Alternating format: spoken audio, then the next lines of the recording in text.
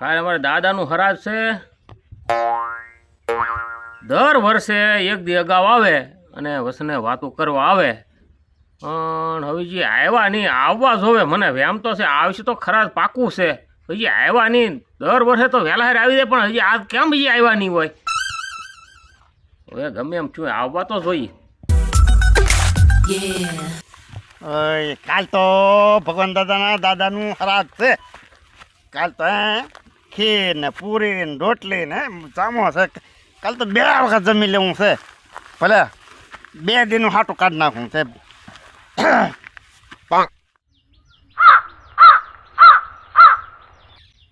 Fiore.